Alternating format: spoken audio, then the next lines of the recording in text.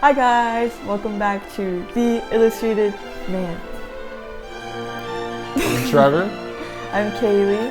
Today we're going to be going over the chapter called The Rain. The Long Rain. The Long Rain. Make sure to check in each of our videos. We try and upload about once a week or so, however fast my little hands can edit. Let's just get right into the story.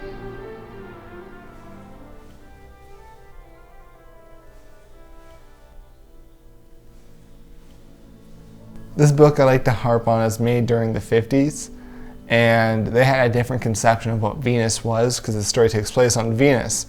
And there's constant rain, a constant downpour. But the thing that's not, most people today know that Venus is not like a very hospitable environment. The only thing raining is liquid metal, that's how hot it is. But they didn't know that because they hadn't sent a probe to the surface yet. So all they saw was clouds covering the whole surface.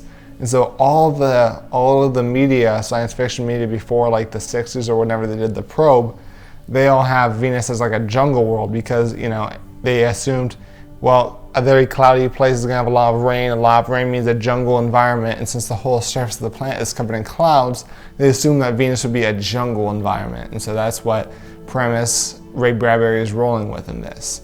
Now, obviously, we know that's not the case.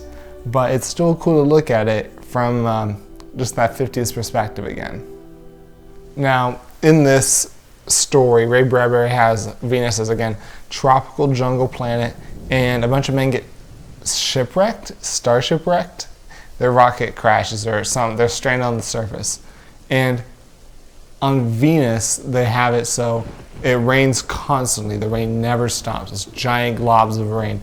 Water springs up everywhere from the earth and just makes rivers, and the water just forms tributaries everywhere, and the vegetation grows really fast over everything because there's so much rain, and everything decomposes really fast because, again, tons of humidity, tons of more life pretty much. And so everything's on fast forward, but it's just a waterlogged environment, and it's not an environment that you think people will be used to it because we have rain here on Earth, but it seems that that's not the case.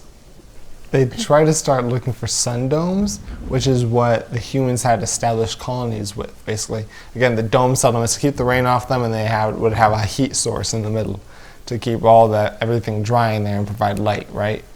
So they're trying to make their way to one of those. And the storms are so bad that it can make the compass go wrong because of the electricity.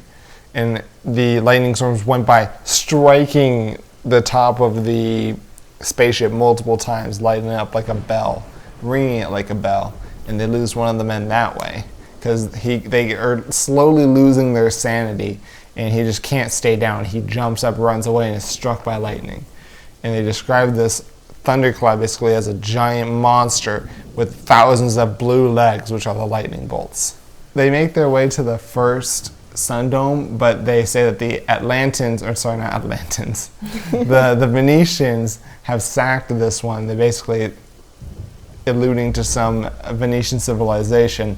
And they said, they come in and poke holes in our sun domes, and we can't live in that, so we just die. And they have to go to the next one. And they again start losing their sanity, and they say, some people will just sit down, and then the water is just so much that it will collect in their mouth and ears and lungs and nose, and people just drown just standing in the rain because, again, the air is just so waterlogged. It's basically like almost breathing underwater. And they start going insane. One guy says, "Hey, remember back when I was a kid back when I was in school, a kid would pinch me and leave bruises, and eventually I just snapped and lost it, started hitting him, almost took his head off." And he's just saying, who do I have to hit now to make this stop? He just feels the constant pounding of the rain on his skin, and it's just desensitizing. And he goes insane, and they have to get rid of him. Then the other man says, "I'm staying here. I can't travel any longer." And he just sits there, and he drowns in the rain. And the other man, last man, makes it to the sun dome, makes it into all this civilized, all this human technology to keep us alive out of the rain. He's safe. And it just goes to show how much we need, even on a planet that you would think is like Earth, like a watery, life-filled planet, how much we really need our technological developments to stay alive. And that just because, like, you know, it's not a typical space airless rock, there's still hostile environments to humans. I like the story. I thought it was like a cutesy, just like a what would happen if we were on Venus kind of thing, and how people go crazy.